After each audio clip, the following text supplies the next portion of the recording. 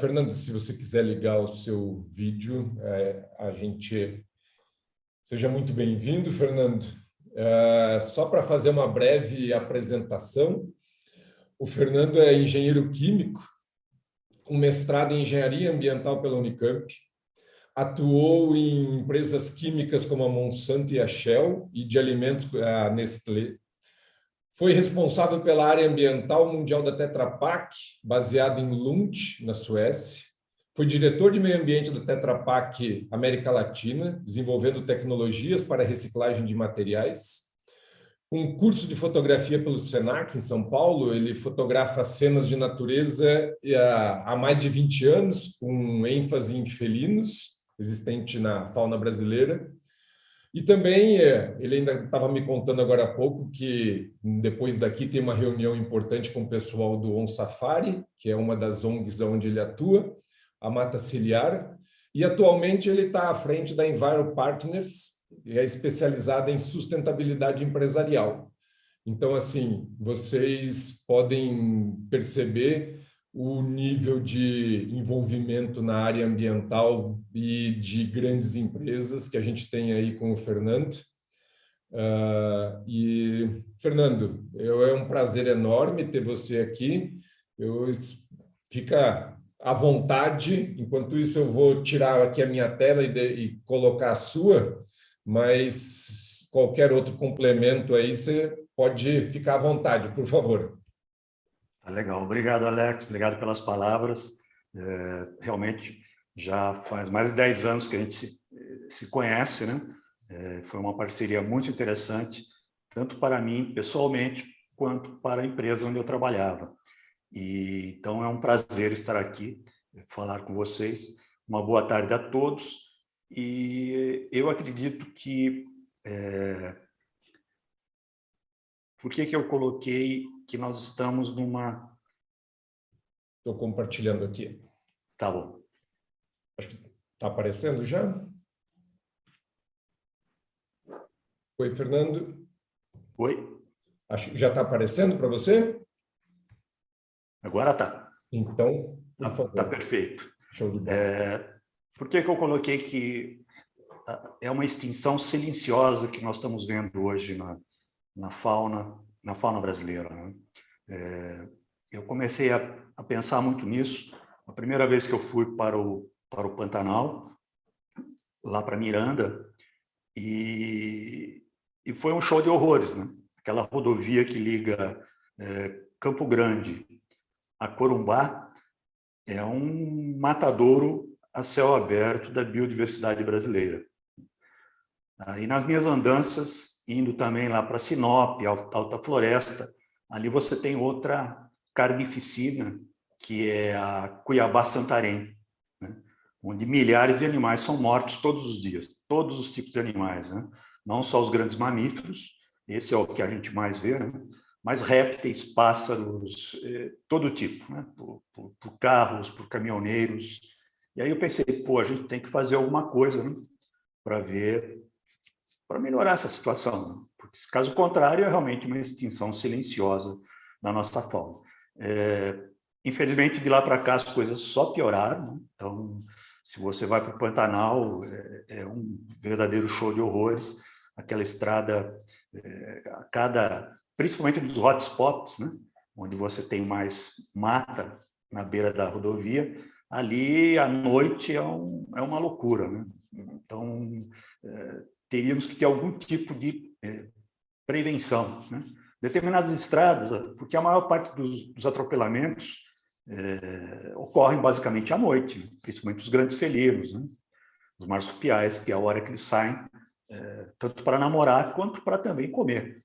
E aí é a hora que você tem o maior número de atropelamentos. Então, determinadas estradas, o ideal seria você fechar essas estradas nos hotspots durante a madrugada. Só aí você já evitaria uma quantidade gigantesca de mortes hoje nas estradas brasileiras. Pode seguir, Alex, por favor.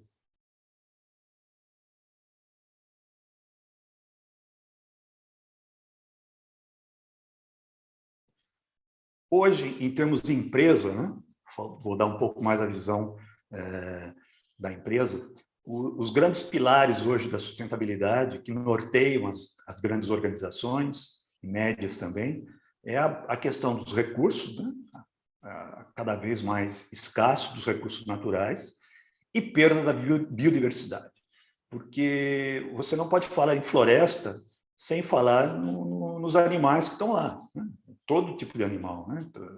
Os répteis, etc. Né? Então, você tem que focar também na questão da biodiversidade. Não é só proteger a floresta, é também proteger, aumentar a biodiversidade dentro das florestas. Tudo isso também tem a ver com as mudanças climáticas, obviamente, né? Com o aumento do CO2 equivalente na atmosfera. Acabamos de ter a COP26. A questão da energia é fundamental, né? E a questão da água, que é essencial para todo ser vivo, né? Não só o homem, né? A maioria dos seres vivos estão aqui no planeta muito antes do Homo sapiens, né? O Homo sapiens é relativamente novo no planeta, é quase um bebezinho, né? Porque nós temos aí 350 mil anos. Uma onça pintada aqui no Brasil tem 4 milhões e meio de anos. Então, se for por idade, ela tem muito mais direito do que nós, humanos, né? Outro ponto importantíssimo é o que o consumidor pensa sobre isso, né? E é aí que é o trunfo, né? Que é aí onde a gente pode realmente fazer a diferença. É informar o consumidor, né? Para ele ter escolhas mais sustentáveis. Então, aquele frigorífico que transporta o boi no Pantanal de madrugada e mata toda noite milhares de animais, aquele frigorífico tem que ser informado, né? E depois informar o público. Olha, não compre isso, porque você está ajudando a destruir os animais, né? A fauna e flora brasileira. Aquele que planta soja e compra soja de áreas de desmatamento, né? Também tem que ser informado e depois informar o público. O consumidor é o grande aliado, né? E para onde ele vai, as empresas irão, né? Para frente, Alex.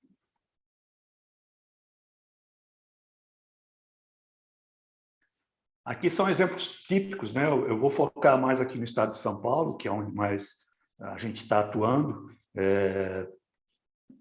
Essa é uma onça pintada. No meu entender, já está extinta no estado de São Paulo, né? Já praticamente extinta na Mata Atlântica. E aí ela é atropelada em Andradina, na Marechal Rondon.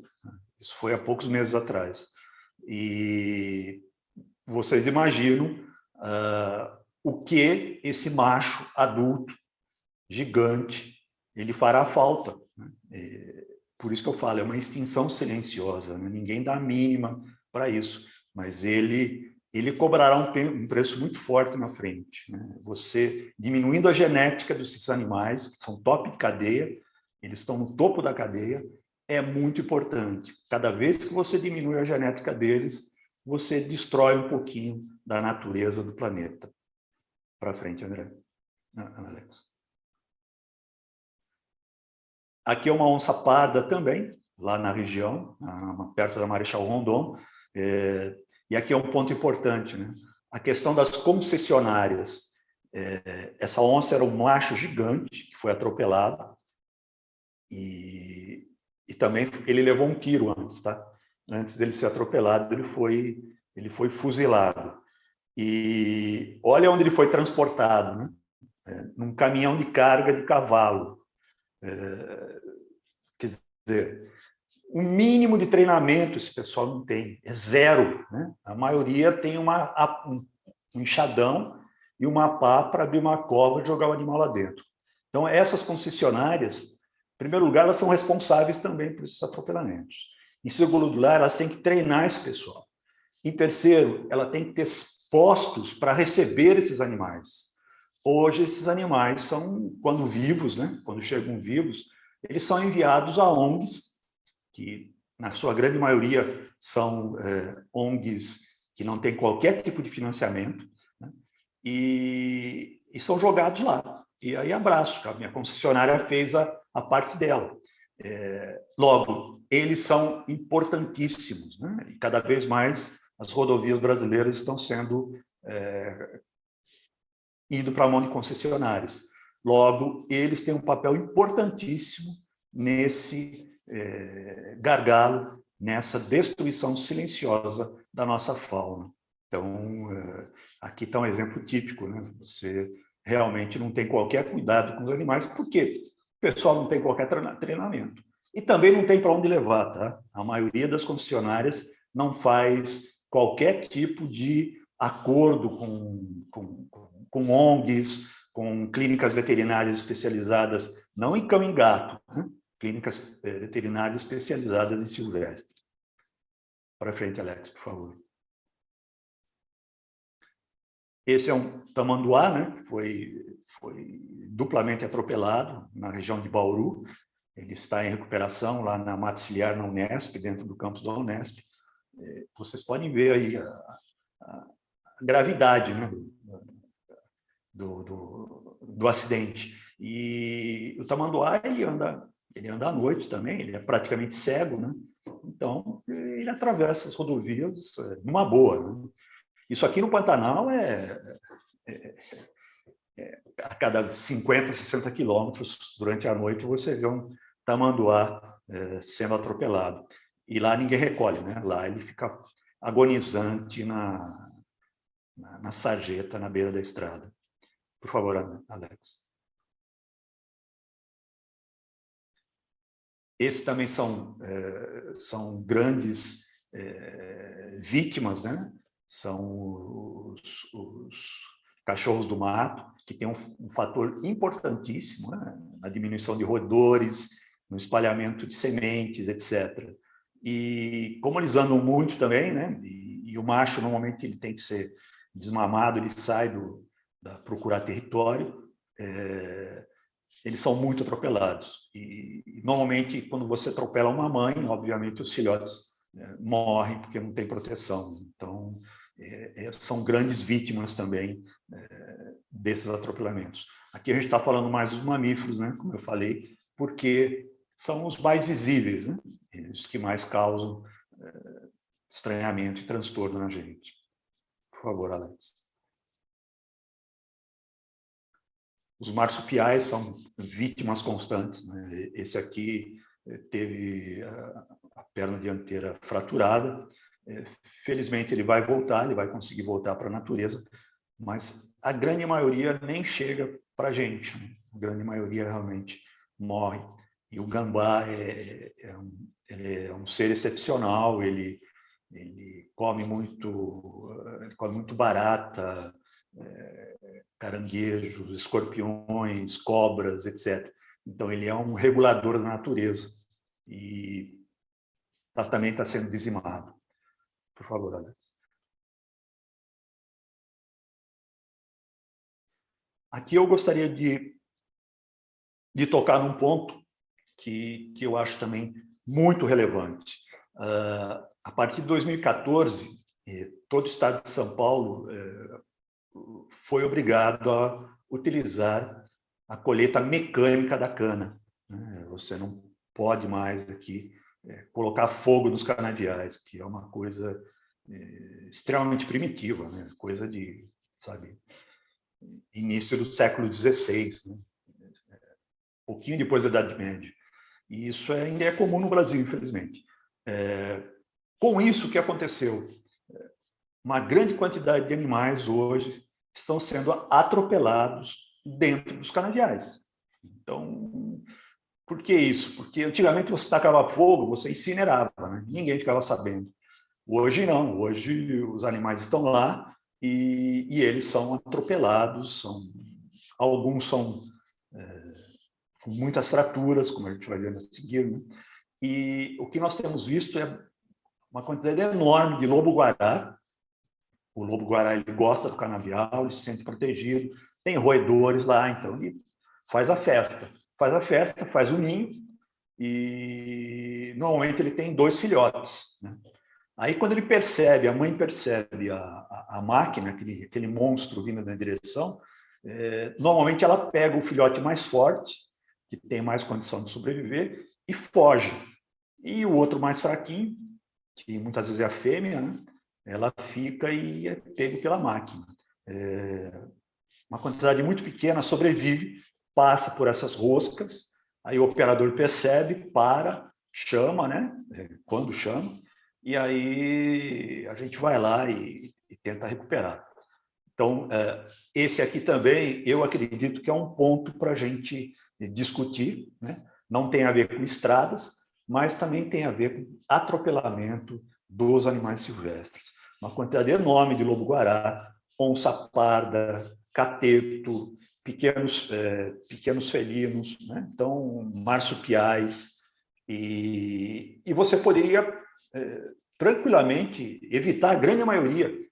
Essa máquina ela custou R$1,5 milhão. Se você adiciona um sistema de infravermelho nela, uma câmera de infravermelho de longa distância, você consegue identificar os animais, né? Eles vão lá, eles se movem, eles percebem o barulho, e pela câmera de infravermelho você consegue, faz um bypass onde está o ninho do bicho e avisa. Então, não é uma questão de ciência de foguete, é algo extremamente fácil de ser resolvido. Então, pode ser feito. E muito treinamento, né? Muito treinamento. Então, aqui seria um ponto também para a gente pensar. Por favor, Alex. Aqui, Cosmópolis, aqui muito próximo de Campinas, vocês veem um veado que foi um filhote ainda, né? Que teve a perna traseira fraturada. Ele está sob cuidados. Acreditamos que mais uns 6 meses ele possa voltar à natureza. Mas quantos desses que você nem percebe, né? O operador nem percebe. Se for à noite, abraço. Mais uma, Alex.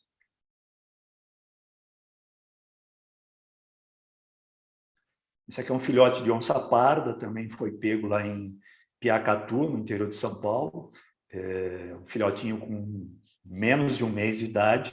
Ele passou pela rosca da colheitadeira de cana e, felizmente, o operador percebeu e chamou a UNESP, o pessoal da Maxiliar lá da Unesp, e eles pegaram.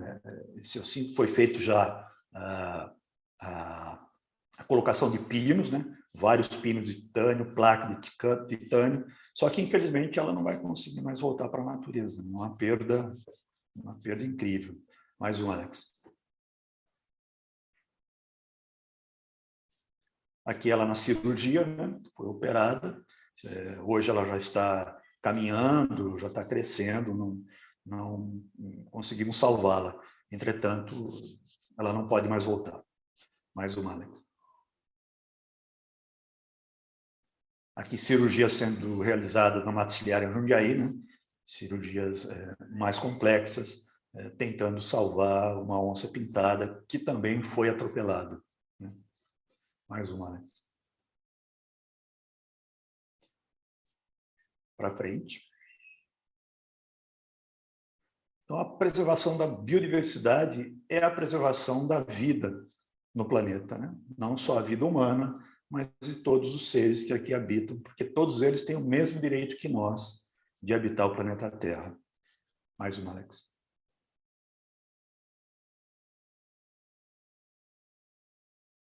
E eles ajudam o quê? A proteger as fontes renováveis, né, que resfriam o planeta. Sem isso aí, obviamente, não há vida, né? O vegetal começou aqui há 550 milhões de anos. Grande parte do oxigênio que foi gerado na Terra foi gerado por fotossíntese, né? Uma boa parte, outra por bactérias, etc. Mas uma boa parte por fotossíntese, e é por isso que a gente está aqui respirando hoje. Mais uma, Alex. Mais uma.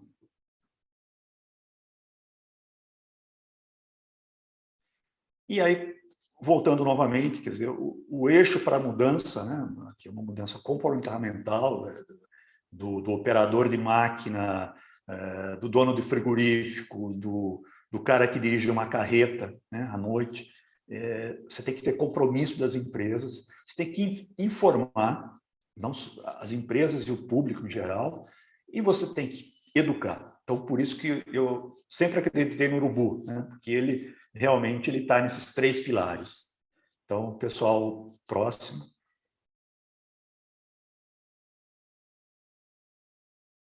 Muito obrigado a todos. É uma pequena visão nossa aqui da parte mais empresarial, com a questão do atropelamento, e aí estou aberto a qualquer tipo de questionamento, de pergunta. E, novamente, muito obrigado, Alex, por essa parceria de tantos anos. Muito obrigado. Deixa eu ver aqui que o meu vídeo ainda não apareceu. Deixa eu sair daqui, deixar de compartilhar a tela. Pronto. Obrigado, Fernando. Show de bola. E nesse contexto, a gente abre um pouco para as perguntas. E eu vou me antecipar um pouco aqui, porque de um tempo para cá eu tenho me tornado um pouco empreendedor, né? A gente tem agora a startup que está aqui dentro da universidade, e aí uma startup onde a gente deixa bem claro que o nosso propósito é salvar vidas humanas e de animais nas estradas do Brasil e do mundo. Então, nada mais do que um negócio de impacto. Então. E dentro disso, Fernando, eu adoraria... Você falou uma coisa logo no início, que você disse que o consumidor seria esse grande controlador, na verdade. Mas como é que você, que já atuou dentro de várias grandes empresas, entende que a gente pode sensibilizar mais essas pessoas, as empresas, para que elas tenham esse processo de atuação efetiva, que não seja greenwashing, que nós não tenhamos tanto venda de ideias que nunca se tornam efetivas. Como é que você, que já esteve lá do outro lado, trabalhando nessa área, pode nos ensinar a sensibilizar essas empresas? Qual seria a tua opinião sobre isso? É uma coisa que a gente fala muito, quem trabalhou na área de vendas, né? Pegar a maletinha e sair vendendo, Alex. Você tem que sair vendendo sua ideia. Você tem que pegar os grandes varejistas, por exemplo, que têm um poder enorme, né? Porque eles conseguem atuar em toda a cadeia, né, para trás, e também tem um grande contato com quem? Com o público, com o cliente dele, né? Ele consegue medir isso. Tem que pegar esse povo, tem que sair mostrando para ele a realidade. Olha o que o teu fornecedor está fazendo lá no interior de Goiás, entendeu? Olha o caminhão dele matando jaguatirica, matando lobo-guará. Claro, não falando nesses termos, óbvio, né? Uhum. Um termo mais delicado, né? Mais assim, comercial. Olha aqui, você tem que atuar com esse povo. Por outro lado, você tem que achar um jeito de mexer com o público também, né? Você colocar mais notícias na mídia. Eu acredito que falar com esse teu público é super legal, Alex, mas analisando friamente, não é esse público que está aqui que vai mudar as coisas. Sim. Uhum. Ele pode influenciar. Aí sim, ser influenciador. De que jeito? Trabalhando com as grandes organizações, com as médias organizações, para que elas entendam o problema. Eu só fui entender o problema quando eu fui lá fora viajar e ver aquela calamidade. Mas o cara que está sentando no Carrefour, lá no Morumbi, ele não consegue enxergar isso, entendeu? E ele tem força. Você fala com uma Klabin, a Klabin entende, porque a Klabin está há 100 anos nesse ramo, eles sabem. Mas a Klabin é 0,001% das empresas, infelizmente. Agora, se você pegar as grandes corporações, se você pegar agora o setor financeiro, que está entrando para valer nessa questão, infelizmente não tem conhecimento nenhum, é zero. Eles não sabem nada. Eles sabem que é importante. Pega uma pessoa que fez um MBA lá em sustentabilidade. que vai dar cesta básica na favela. Mas isso não é sustentabilidade, isso não é ESG, entendeu? ESG são coisas reais, né? É você ensinar a população, você levar conhecimento, você mexer com a questão legislativa, né, como você fez lá em Brasília, você informar o público, né, e também atuar no sentido de mudar os fornecedores, certo? Porque o cara que vende carne, se o público souber que aquela carne veio de uma área desmatada, só estou dando um exemplo agora, né? Área desmatada, que está matando animal na estrada, etc., certamente ele vai mudar de marca. E isso é mortal para uma empresa, entendeu? A reputação da marca, Alex, é tudo que a empresa tem. Ela pode perder tudo. Se ela não perder a reputação, ela consegue sobreviver, ela sai de concordata, ela sai de qualquer coisa, de falência, porque a marca consegue protegê-la. A partir do momento que ela perde a marca, que ela perde a confiança da população, que é quem compra, ela já era, entendeu? Então, legal falar para esse público, muito legal. Entretanto, você tem que expandir o universo. Você tem que ir lá, quem tem o poder de alterar o fornecedor dele, alterar o cara que corta a cana, entendeu? Por quê? Porque é muito simples você parar com a maioria dos atropelamentos. É usar a tecnologia. Não tem mistério. O cara usa uma máquina de R$1,5 milhão.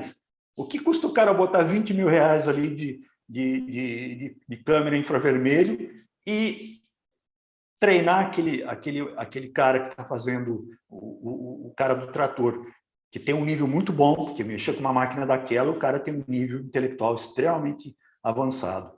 Então, é isso aí. Show de bola. O Robson mandou aqui uma mensagem. Muito bom, Fernando. Um pensamento compartilhado aqui. O que levou a nossa geração, e algumas antes de nós, a não ver essa silenciosa extinção? Teria algo a ver com a concentração de mais de 80% das pessoas em cidades? O que você acha, Fernando? Sim e não, né? Porque antes, quando a gente estava lá no sítio, eu me lembro que eu nasci no sítio, né? O pessoal matava tudo que andava, né? Às vezes até humano. Então, existia também uma extinção via caça, que não parou, né? Hoje a caça no Brasil está bombando. Então, fazia-se muita coisa ruim também naquela época, não era só isso, não. Claro que com o aumento da população, você vai tendo esse tipo de pressão em toda a fauna e flora do país. Mas o que levou as pessoas, eu acho que é o desconhecimento. Uhum. Tá? Então, quanto mais você informar, novamente, não esse grupo, né? Você não adianta falar para quem já está... Catequizar os catequizados não adianta, né? Aí, sabe, aquela do pastor, né, meu? Ele vende toda noite a mesma besteira, mas ótimo, porque eu estou falando para os caras que acreditam nele. Tem que sair disso aqui, tem que sair dessa caixa e ir para lá. E o aumento do consumo, obviamente, está aumentando a pressão, né? Não só do desmatamento, mas também da morte nas estradas, certamente. Gente, não era plano nosso liberar para perguntas por áudio, tá? Eu vou tentar, vamos ver se funciona, mas eu peço que sejam perguntas efetivas, que a gente realmente, mais do que comentários, sejam algo totalmente direcionado mesmo para os nossos palestrantes, tá bom? Vamos ver se funciona. E aí, se não, a gente volta para a parte escrita apenas, tá bem? Deixa eu ver se eu consigo liberar facilmente aqui. Pedir para ativar. Lucimeire, você quer tentar falar?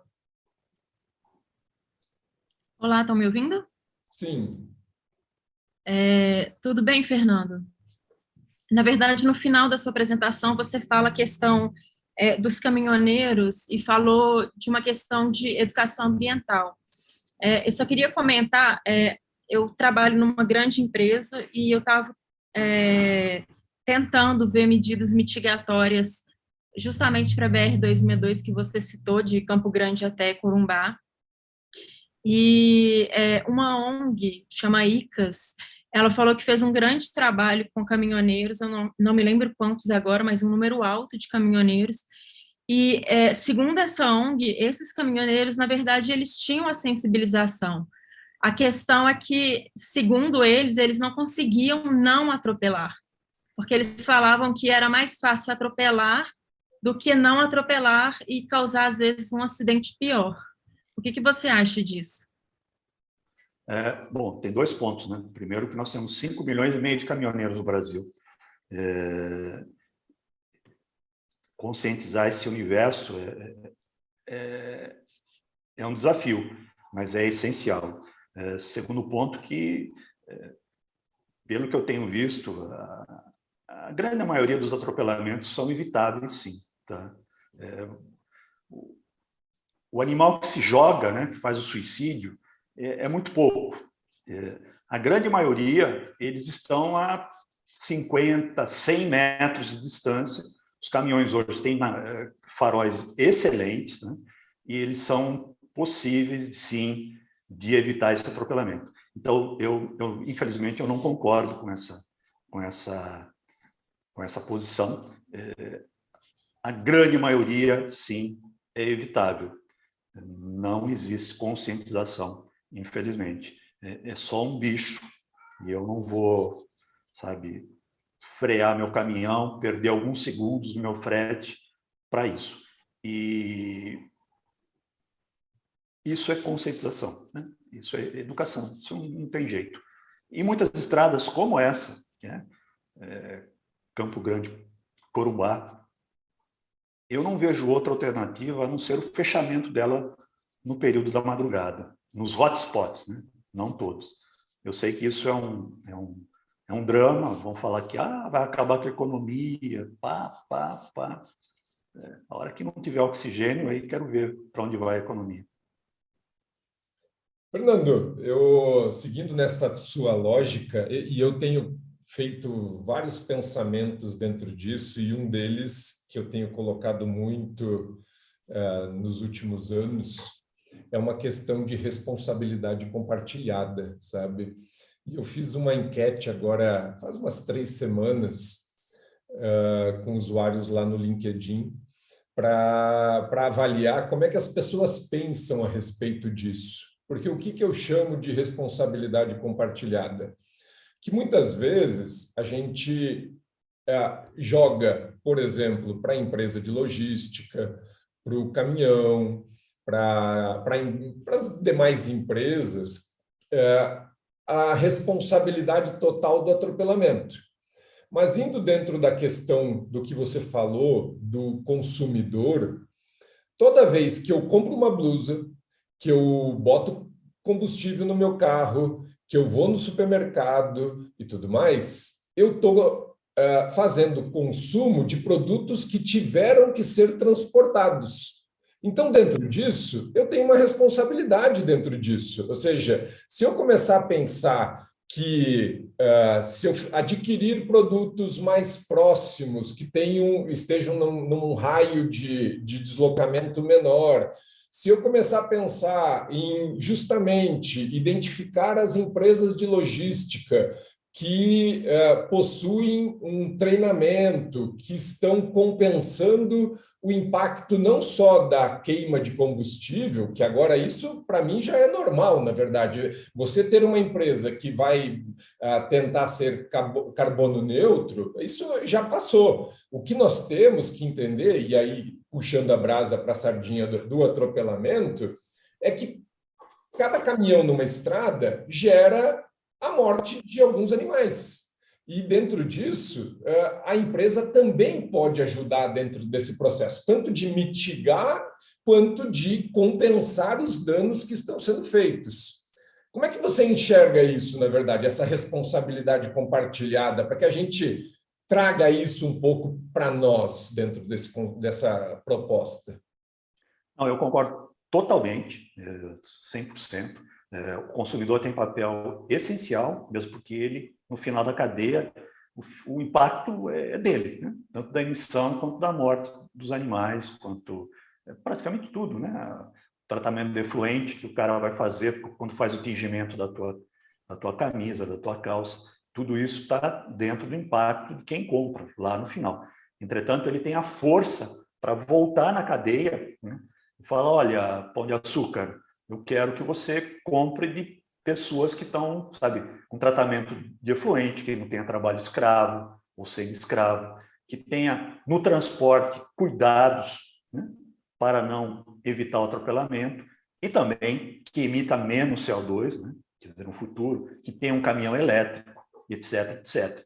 E tudo isso aí as empresas podem fazer e vão ganhar pontos, né? A transportadora vai ganhar pontos, porque ela vai sair na frente, entendeu? Não adianta falar que é impossível evitar. É claro que é possível. Você tem tecnologia, né? Você tem os hotspots onde 80%, 90% dos animais que são atropelados todo dia, né? Na Campo Grande, Corumbá, você tem os locais. Ali você instala câmera, entendeu? Você instala sistema de aviso. Você fala para o caminhoneiro, cuidado, está passando um animal na tua frente. Né? E fotografa. Fica ali o negócio. Pô, caramba, não tem mistério, pô, tem tudo. E esses caras vão ganhar ponto. Olha, a minha empresa está colocando câmeras, né, na BR-163 para evitar atropelamento nos hotspots. Ele vai ganhar. Ele vai ganhar.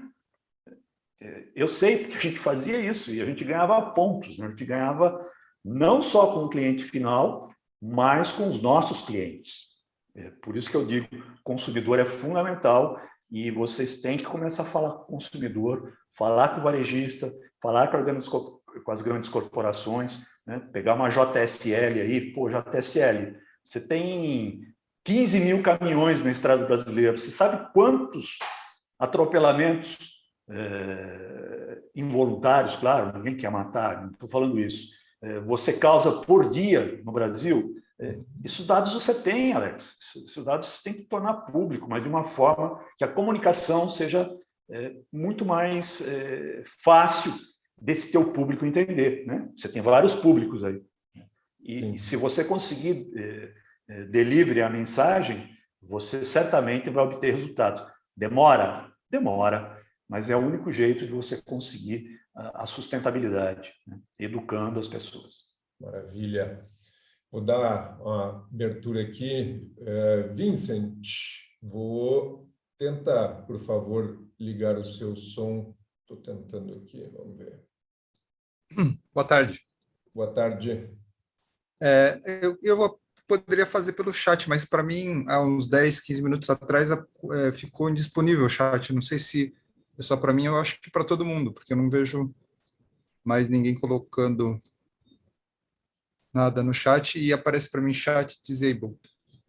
Estranho. Vou dar uma olhada.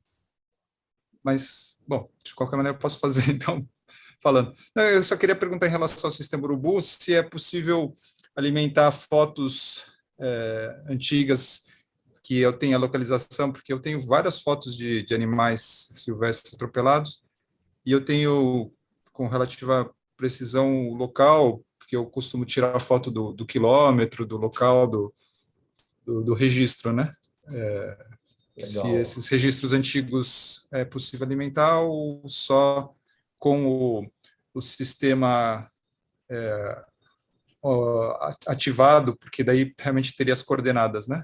Não, na verdade, Vincent, né? Isso. A gente consegue importar dados também, tá? Então, assim, a minha sugestão, escreve para o nosso e-mail lá e eu vou pedir para, acho que a Érica está nos escutando, para ela compartilhar o e-mail com vocês. E se o nosso chat realmente estiver ok, que eu não sei por que ele não, segundo você, não está aparecendo, mas eu vou dar uma olhada. E tem como importar sim, tá? Tá aí o e-mail, sistema.urubu@ecoestradas.org, e aí a gente avalia os resultados e ele entra não pelo aplicativo, a gente consegue fazer o sistema de importação. tá bom? Então, esse é fácil, entende? Fernando, você falou várias vezes aí para a gente sair e vender o peixe. Só que pesquisador é uma porcaria para vender peixe no final das nossas pesquisas. Nós somos péssimos em comunicação, na verdade. A gente tem dados maravilhosos e a gente realmente não consegue fazer uma passagem, e eu sei que isso ele precisa ter pessoas especializadas, porque muitas vezes não faz parte da nossa formação, propriamente dito, tá? Eu sei que eu nunca me esqueço, o Fernando me deu um puxão de orelha num evento em São Paulo, no Brasil Road Expo. Nós estávamos lá fazendo conseguimos um espaço, um evento super legal, da parte tinha concessões, empresas e tudo mais, e a gente fez um workshop. E eu estava lá falando de, se eu não me engano, era infraestrutura viária, e falando em infraestrutura viária, chegou no final, a primeira coisa que ele falou foi assim, da próxima vez, fala rodovias, que assim todo mundo entende no final. E aquilo ficou na minha cabeça muito forte, porque nós queremos muito realmente fazer isso, sabe, Fernando? A gente quer mostrar que o número é estatisticamente significativo, a 10ª casa, porque o P é igual a não sei das quantas, e quando a gente começa com isso, nós já perdemos a chance de falar com a grande empresa, porque os caras, na verdade, não querem. Nós agora estamos trabalhando justamente dentro desse contexto, que você falou uma coisa que, para mim, é onde a gente tem que chegar.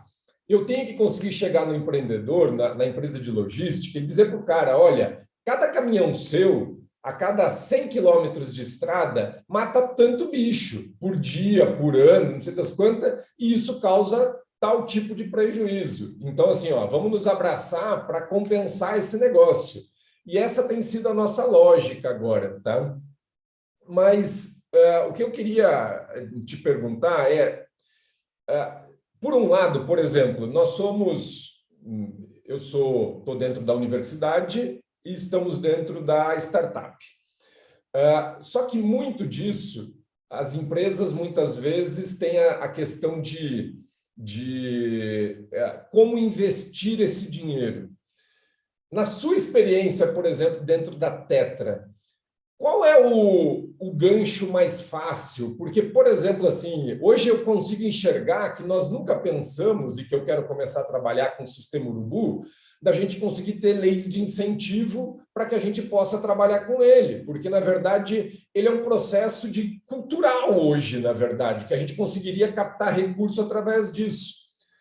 Dentro da tua experiência, se eu fosse ou um empreendedor como uma startup, ou melhor, dentro da universidade, ou dentro de uma ONG, de um projeto de pesquisa, qual é a forma mais fácil da gente dizer o seguinte, olha, o meu projeto sai tanto, colabora comigo?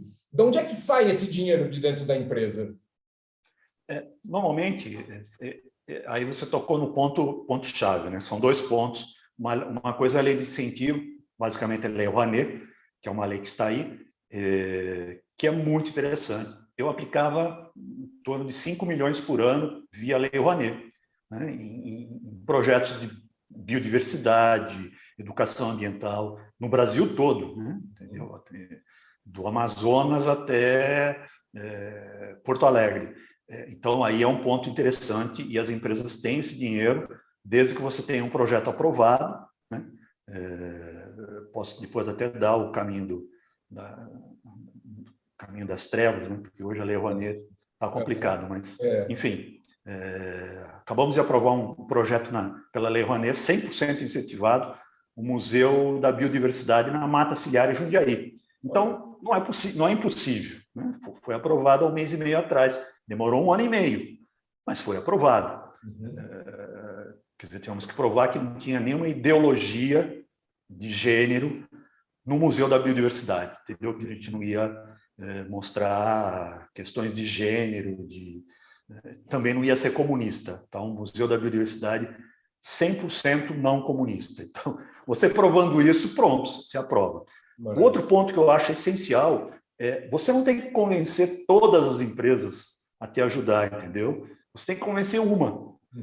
E essa uma, usar o departamento de comunicações dela para te ajudar. Porque ele tem verba, o marketing tem verba. E aí você consegue com que aquela empresa coloque a organização de comunicações dela, que normalmente tem uma grande agência por trás, e essa grande agência que vai vender para o público. Legal. Você não tem que convencer 200 empresas. Se você conseguir convencer uma grande corporação, né, essa grande corporação tem todas as ferramentas para te ajudar e tocar o barco. Sinceramente, cara, você sozinho não consegue. Tem que usar esse pessoal, porque eles são muito bons. Essas empresas possuem comunicação excepcionais, departamento de marketing, e muitas das vendas que eu usava era do departamento de marketing, departamento de comunicações. Não era só o departamento de meio ambiente. Por quê? Porque o que a gente fazia, de novo, Alex, agregava valor à marca, entendeu? O nosso cliente, o cara que tinha o laticínio, ele adorava esses projetos de biodiversidade, sabe? O cara era lá do interior de Goiás, então ele entendia aquilo, tá? Que preservar a jaguatirica era uma coisa legal. Então, usar isso aí, se você conseguir convencer uma única empresa a te ajudar, colocando o departamento dela de comunicações para fazer esse serviço, porque, sinceramente, isso não é teu papel, você não vai conseguir isso, não adianta. Eu sei por experiência própria. Muito bom. Fernando, 6 horas. E aqui a gente tenta seguir. Tira, eu vou pedir desculpa, a gente não vai conseguir abrir para você agora. Eu acho que o Fernando, ele compartilhou comigo o e-mail dele, depois a gente repassa para vocês. Posso compartilhar, né, Fernando, o e-mail? Perfeito. As pessoas possam te encaminhar outras dúvidas. Fernando, meu caro, foi um prazer enorme, assim, você faz parte dessa história, considere-se parte sempre dessa história. E muito obrigado pela sua presença, pelas suas palavras e por esses ensinamentos. Gente, se a gente pega as nuances dessas falas do Fernando, eu estou aqui rabiscando um monte de coisa porque é muito legal. Então, valeu, pessoal. Tá? Boa noite a todos. Então, assim, muito obrigado, viu, Fernando? Um abraço enorme e voltamos a conversar em breve.